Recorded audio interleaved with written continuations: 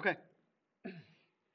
At an auto factory, 1,849 parts are made in 4 hours. What is the average rate of parts made per hour? Essentially, you're saying if it's average, then we can take those 1,849 parts made in the 4 hours and divide it by 4 to find the unit rate.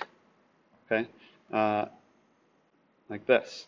Another way you could do it is you could say, as a proportion, if 1,849 parts are made in 4 hours, then how many parts are made in 1 hour per hour, right?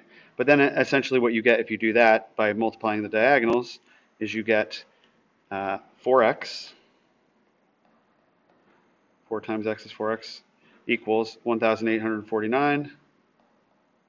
Okay, and then if you were to divide both sides by 4, 4x divided by 4, or x, is equal to 1,849 divided by 4, which is also what I just had done up here. Okay, so we get x equals, and I'm going to do the division up here to just get it, okay? So let's see, 4 goes into 18 4 times, that's 16. Carry the 2, or 2 remainder rather, and bring down the 4. 4 goes into 24 6 times, that is 24. Bring down the 9. And 4 goes into 9 2 times, that's 8. So you have one remainder, and you can put the remaining amount as a fraction. The remainder is the numerator, and what you divide it by is the denominator. So 462 and 1/4 parts, but if we're rounding off, we could say on average,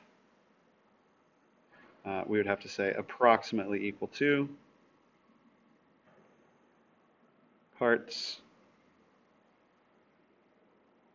per hour. That's it.